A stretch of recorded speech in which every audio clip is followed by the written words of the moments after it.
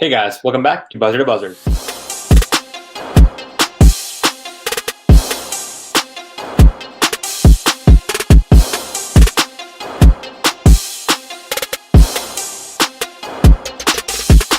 The 2021 NFL Divisional Round Weekend has officially elapsed, and we had quite the 4 games. Some great outcomes, some great games. Without any further ado, let's get talking about them.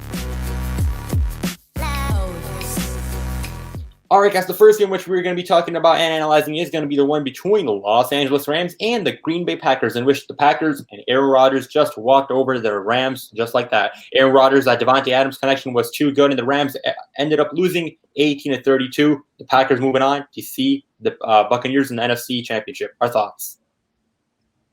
From clearly, I don't want to say I overestimated the Rams defense, but they just weren't playing like how I thought they would. Aaron Donald, Leonard Floyd, they weren't like providing nearly enough pressure as I thought they would with Packers' great O-line. And obviously, Packers offense, once you give Aaron Rodgers time to throw the ball, it's lights out from there. They're definitely going to get a touchdown every single drive. And scoring 32 points on the Rams defense is something that not a lot of teams can do. So now the Packers are going up against the Bucs. I really want to see how the Bucs defense can stop the Packers defense. Aaron Donald was playing injured this game, but I want to look at the Rams offense. Jared Goff did essentially nothing. That offense was very inefficient. It struggled to move the ball down the field the whole game. And the Green Bay Packers defense, which is known for having a poor rush defense, was not exploited at all in any way. Sean McVay is one of the greatest offensive minds in this game right now, and he, for some reason, failed to find a way to convert. Honestly, yeah, the loss, I think, really was put on the Rams defense. The Rams defense obviously didn't show up to play. We knew going into the game that in order for the Rams to win, they had to hold Aaron Rodgers to, 20, 25 points, and they weren't able to do that. The Rams defense gave up a lot of rushing yards, and they gave up the passing yards. I think they gave up about 400, 450 total yards of offense. So, with Jared Goff being limited, I think that was the reason they lost. Exactly, guys. Talking about that defense, Jalen Ramsey got blown out by Davante Adams on a couple of crucial plays. Although he only had like 60, 70 yards as a receiver, he still got Jalen Ramsey on those plays. And I feel like that connection between him and Aaron Rodgers is something for the ages. One of the best wide receiver quarterback connections we've seen this whole season, and that continued. Speaking of the running game, we saw Aaron Jones almost 100 yards rushing as well. And you really couldn't question the Packers in this game. We all had the Packers winning, and they ended up crushing the Rams. All right, guys, I'm moving on toward the second game, which we analyzed, this being the one between the Baltimore Ravens and the Buffalo Bills, in which the Buffalo Bills ended up defeating the Lamar Jackson-led Ravens 17-3, ending Lamar Jackson's sought-after Lombardi trophy. He won one game, but ended up going out the next round. We saw Josh Allen, the team, playing great as a whole. Our thoughts on this game? What really surprised me in this game was Buffalo's defense. I think they really stepped up and did a number on Lamar Jackson.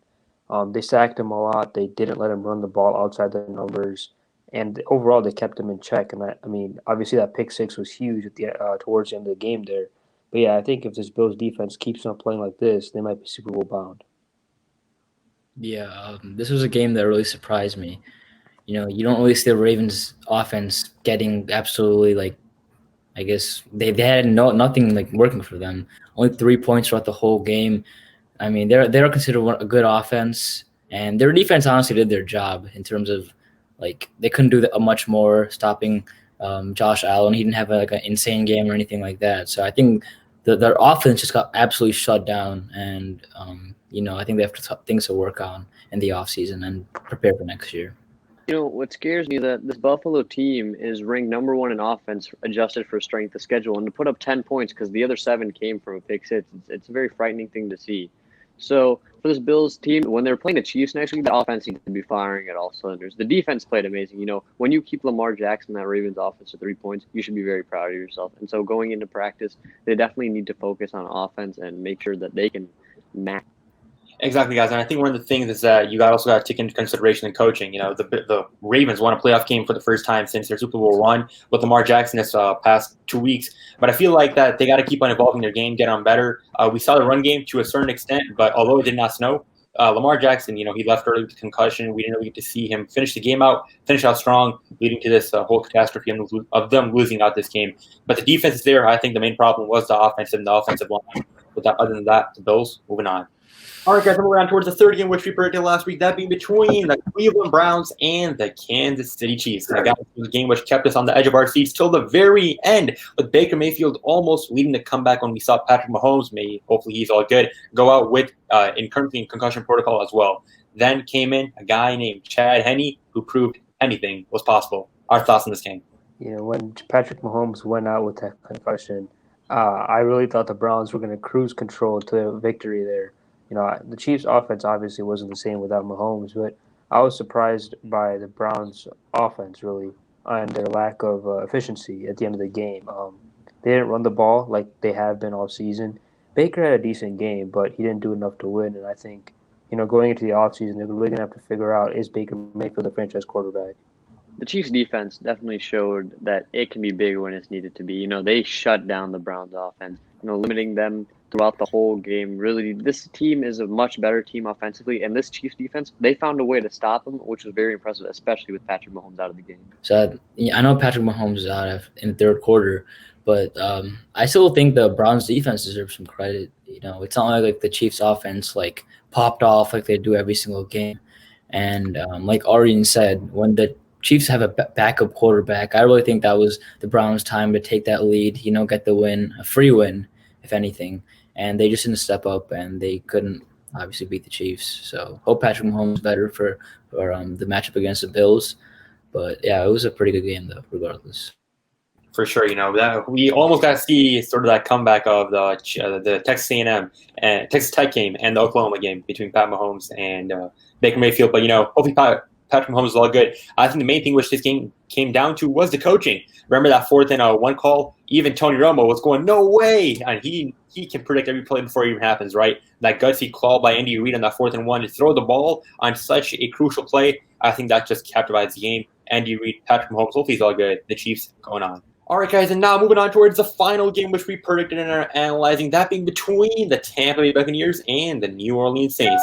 The Tampa Bay Buccaneers did end up beating the New Orleans Saints 30-20, and despite being 0-2 in the regular season, Tom Brady, just like he's shown in the past, comes to play ready in the playoffs. Our thoughts? It was a very close game throughout all 4 quarters. I guess 3 quarters. And then in the 4th quarter, I guess that's where Tom Brady shines. It wasn't really working for the Saints offense. Drew Brees throwing those really bad picks at the end of the game that I think that really cost him the game. And once you give Tom Brady the back, and when he has to play clutch, obviously he's going to deliver. It's Tom Brady. So it was a great game played by both teams. And I think that Drew Brees will have to retire this year. Most likely he's going to retire. So, yeah, it's sad to see a player like him go if he does. I don't think both teams played a good game. The Saints had 4 turnovers that game compared to the Buccaneers 0. The Buccaneers, they just had to play their game. The Saints went out of their way to play bad that game. And all that Tom Brady did was every time they got the ball, whether it was from a kickoff or a turnover, they went down the field, put up 3 or 7 on the board, and that was enough to take out a team that was turning over the ball that much. As good as the Tampa Bay defense played, I'm worried about their next matchup. All 4 of Tampa Bay's touchdowns came off of the 4 turnovers, and I think it's near impossible that Aaron Rodgers provides the Tampa Bay Buccaneers defense with 4 turnovers. This offense is just going to have to get back. I mean, they couldn't score any touchdowns without help from the defense, and so obviously Tampa Bay and Tom Brady played a good game, but in order to win next week, their offense is going to have to step up. Exactly, Harsh. You're talking about this game. Both teams were not at their 100 for sure. We saw Mike Evans, Chris Godwin, and Antonio Brown, they combined for nearly just 50 yards on the receiving end. It more or less came down to the Bucs just having the right opportunities. That interception instead of Tom Brady in the first half, you get so close to the end of the red zone. Also in the 4th quarter, Drew Brees throwing that interception. I think that just ended the game up. Not sure if this is going to be his last game at the Superdome. Hopefully it's not. But if it is, this was quite the performance we saw, quite the couple of years we've been watching him as well. And only time shall tell if he continues. All right, guys, thank you so much for watching our analysis on this past weekend's NFL Divisional Round games. As always, guys, be sure to hit that like button, subscribe. We are so close, like 50-some away from hitting 700 subscribers. The growth has been amazing, guys. We also made a TikTok, link in the description below. Guys, take care. We got a great games coming up in this upcoming weekend. Predictions coming soon. See you guys in the next one. See you guys.